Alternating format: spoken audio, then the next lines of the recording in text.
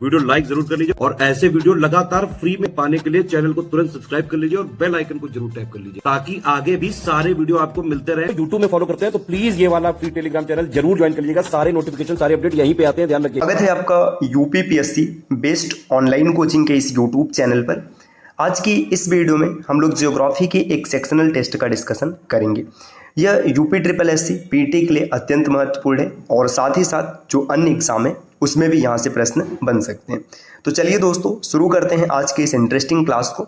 इससे पहले एक जरूरी सूचना है साथियों कि अगर आप यूपी ट्रिपल एससी पीटी के एग्जाम में 99 परसेंटाइल स्कोर करना चाहते हैं तो जितने भी बचे हुए दिन हैं इसके लिए आपको स्टडी फॉर सिविल सर्विसेज के कोर्स को पढ़ना चाहिए। आप प्ले स्टोर से ज्ञान सर एजुकेशन एप्लीकेशन इंस्टॉल कीजिए और वहां से आप टेस्ट सीरीज और पीडीएफ नोट्स दोनों प्राप्त कर सकते हैं। अगर आप कोर्स के बारे में अतिरिक्त जानकारी प्राप्त करना चाहते हैं तो इनमें से किसी भी नंबर पर कॉल या व्हाट्सएप कर कोर्स की जानकारी ले सकते हैं। चलिए अब हम लोग देखते हैं अपने प्रश्नों को। देखिए यहाँ पर पहला प्रश्न दिया है, महान भारतीय मरुस्थल जो कि थार मरुस्थल है का प्रमुख लक्षण निम्नलिखित में से क्या है। अब इसमें 5 विकल्प दें और आपको बताना है कि थार का लक्षण क्या है। देखिए सीधी सी बात है, थार मरुस्थल ये रेगिस्तान है तो यहाँ पर शुष्क जलवायु होगा, सीधी सी बात है। वर्षा भी कम होगा। तो देखिए ऐसे पॉइंट कहाँ मिल रहे हैं। भारी वर्षा ये पहला एलिमिनेट हो गया। अत्यधिक ठंडी और आर्द्र जलवायु, आर्द्र आते ही खत्म हो गया ये। कम वर्षा और रेतीली मिट्टी, तो ये इसका उत्तर हो सकता है। आगे और भी देखते हैं, घने जंगल ये भी एलिमिनेट हो गया तो ऑप्शन सी इस प्रश्न का उत्तर हो जाएगा। देखिए यहाँ पर कम वर्षा होता है। अगर कभी आपसे पूछ लिया जाए कि कितना वर्षा होता है तो याद रखिएगा 100 से 250 मिमी प्रति वर्ष, इतनी वर्षा यहाँ पर होती है। प्रति वर्ष सिर्फ इतनी ही वर्षा रहती है। अगले प्रश्न पर आते हैं। प्रश्न संख्या दूसरा यहाँ पर दिया, प्रायद्वीपी भारत की मध्य उच्च भूमि के भौगोलिक स्थान का सबसे सटीक वर्णन निम्नलिखित में से कौन सा है। जो प्रायद्वीपी भारत है, प्रायद्वीपी भारत का मतलब पेनिनसुलर इंडिया है। इसका जो सेंट्रल हाईलैंड्स है, जो मध्य उच्च भूमि है, इसके बारे में कौन सा ऐसा पॉइंट है जो सटीक वर्णन करता है। देखिए प्रायद्वीपी भारत की बात करें, पेनिनसुलर इंडिया, तो देखिए ये इंडिया है, जो ये भारत है ना। आप विशेष तौर पर ये समझ सकते हैं कि जो साउथ इंडिया वाला क्षेत्र है ये, तो यहाँ पर देखिए गंगा के मैदान के दक्षिण में स्थित है। ठीक है, तो ये अब और भी पॉइंट को देखेंगे तो चीज़ें स्पष्ट होगी। यह नर्मदा नदी के उत्तर में स्थित एक पठारी क्षेत्र है। देखिए पठारी क्षेत्र है, ये ज़्यादा सटीक आंसर हो रहा है तो ये सही हो सकता है। हिमालय और सतपुड़ा के बीच में स्थित है तो ये नहीं होगा, है ना। आगे दिया गोदावरी बेसिन में स्थित एक नदी मैदान है तो नदी मैदान नहीं पठारी है, तो ऑप्शन बी इस प्रश्न का उत्तर सही हो जाएगा।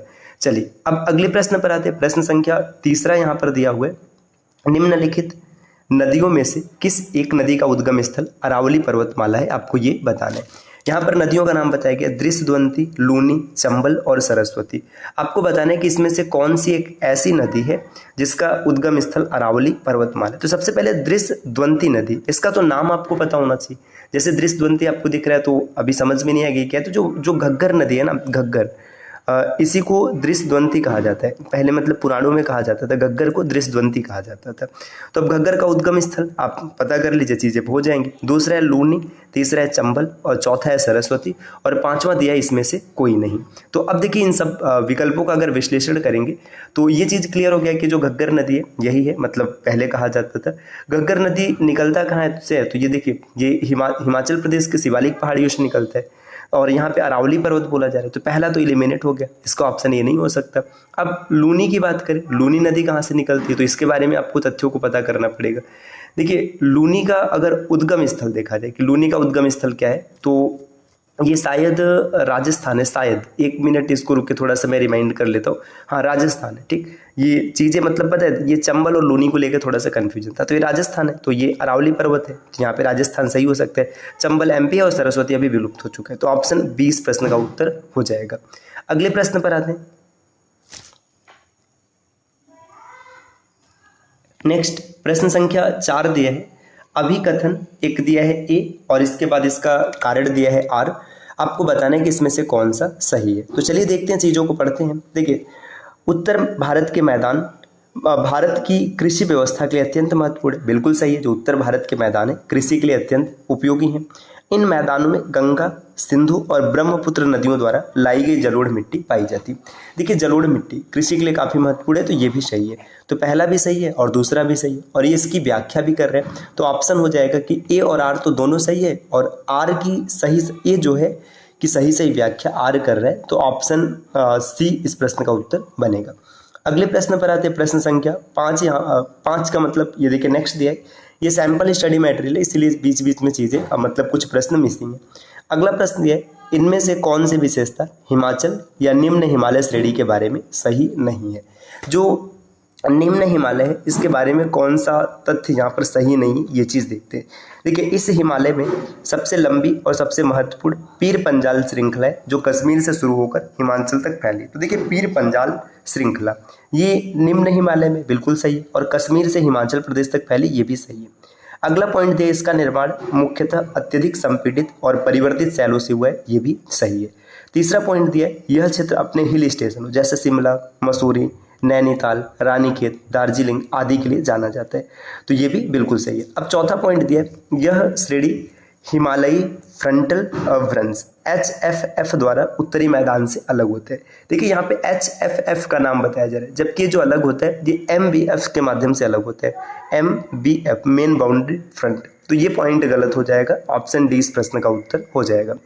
नेक्स्ट अगले प्रश्न पर आते हैं, प्रश्न संख्या 18 दिया है, इनमें से एक विश्व की चौथी सबसे ऊंची चोटी है जो माउंट एवरेस्ट के दक्षिण में स्थित है, वो कौन सी। तो देखिए चौथी श्रेणी की बात करेंगे तो जो लाहौल है, ऑप्शन बी यही चौथी श्रेणी है। अब जब यही ऑप्शन हो गया तो फिर आगे बढ़ना ही नहीं। देखिए सबसे ऊपर कौन है, सबसे ऊपर एवरेस्ट है, एवरेस्ट के बाद K2, गाडविन ऑस्टिन, कंचनजंगा और फिर लाहौल से। तो ये चार मतलब आप देखेंगे तो इस क्रम से मिलेगा। इसमें देखिए ये जो कंचनजंगा ये तीसरे पोजीशन पर है, तो फिर बात ही नहीं करना, और चौथा यही है, तो इसी को टिक करिए और सीधा आगे बढ़िए।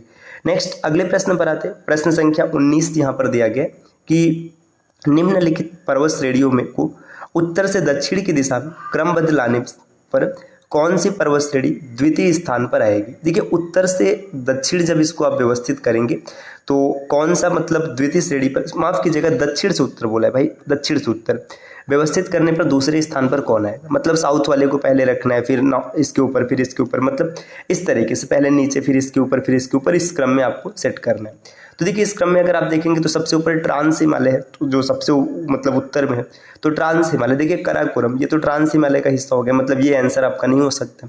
इसके बाद लद्दाख, जास्कर, धौलाधर। तो इसमें देखिए जब चीज़ों को सेट करेंगे तो कराकोरम, फिर कराकोरम के बाद दूसरे नंबर पर जो आएगा लद्दाख आएगा, लद्दाख के बाद जास्कर आएगा और जास्कर के बाद धौलाधर। तो इसमें दूसरा पूछा है तो ये जास्कर इसका सही उत्तर हो जाएगा। ठीक, ये इस तरीके से देखिए कराकोरम सबसे पहले है, कराकोरम के बाद दूसरे नंबर पर देखेंगे यहाँ पर लद्दाख है, लद्दाख के बाद जास्कर है और फिर धौलाधर है। तो आपको साउथ टू नॉर्थ आना है तो इस तरीके से आएंगे ना। देखिए यहाँ पर ये धौलाधर है, फिर जास्कर है, फिर लद्दाख है और फिर कराकोरम है। ये उत्तर से दक्षिण ये क्रम होता है, लेकिन दक्षिण से उत्तर ये हो जाएगा। अगला प्रश्न दिया प्रश्न संख्या 20 नंबर का, बांदा घाटी जिसे कि नापू घाटी कहते हैं, जो अपने रहस्य में महापाषाणों के लिए प्रसिद्ध है, ये किस देश में स्थित है। तो जो बांदा घाटी है जिसे कि नापू घाटी भी कहते हैं, ये इंडोनेशिया में स्थित है। विकल्प 20 प्रश्न का उत्तर हो जाएगा।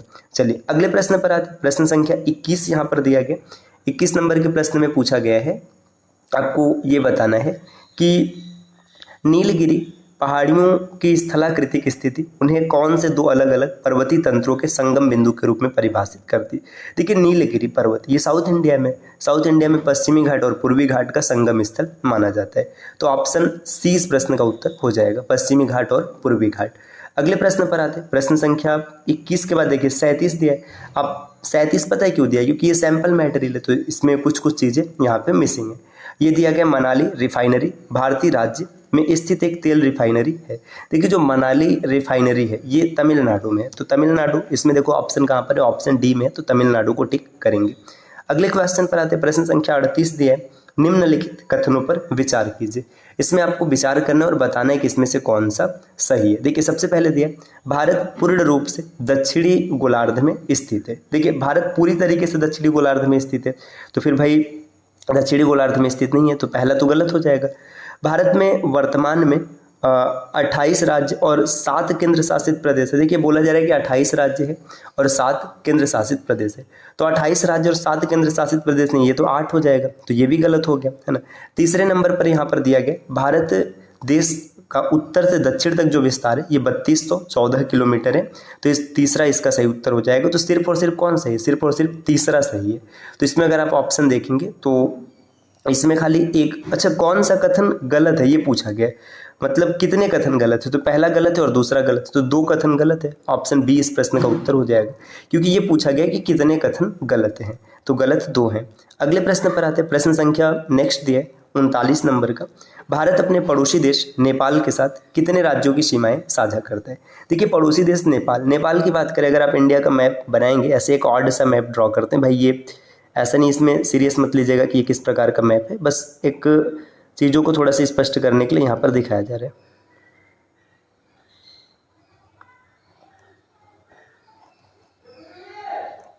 ठीक, मान लीजिए ये भारत का मैप है। देखिए नेपाल यही वाला एरिया है, नेपाल यही वाला एरिया है। यहाँ पर अगर आप देखेंगे तो कौन कौन दिखेगा, यहाँ पर आपको उत्तराखंड, फिर उत्तर प्रदेश, फिर बिहार के बाद पश्चिम बंगाल और यहाँ पे सिक्किम।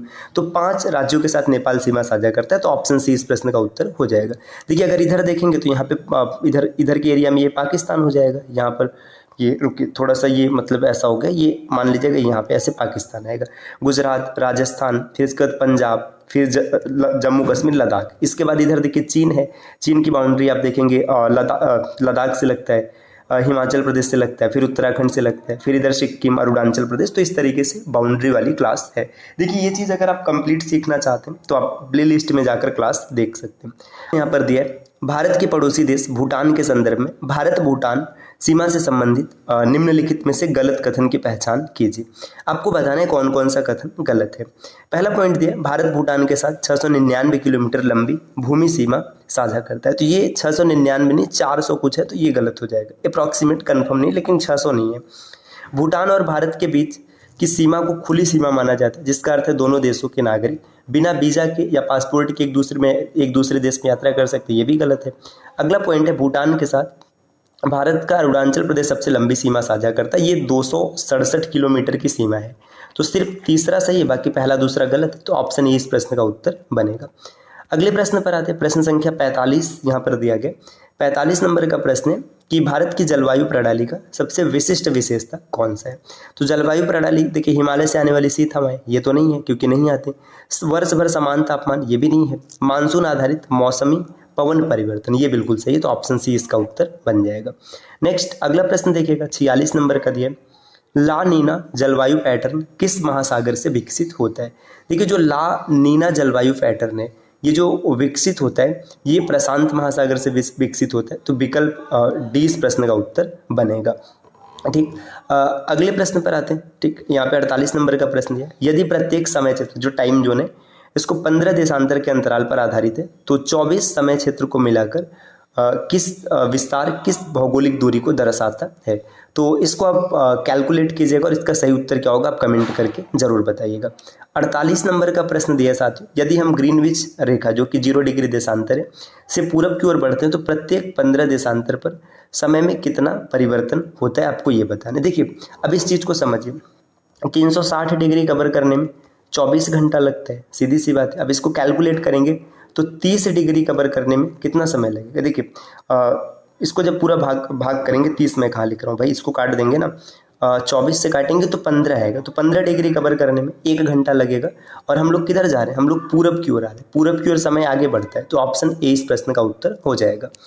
अगले स्लाइड पर आते हैं। यहाँ पे देखिए नेक्स्ट दिया है, जनसंख्या वितरण शब्द का सबसे उपयुक्त अर्थ क्या है, आपको ये बताना है। तो जनसंख्या वितरण का सबसे उपयुक्त अर्थ है किसी क्षेत्र में जनसंख्या का जो स्थानीय फैलाव है इसका मतलब लिया जाता है, तो ऑप्शन बी इस प्रश्न का उत्तर हो जाएगा।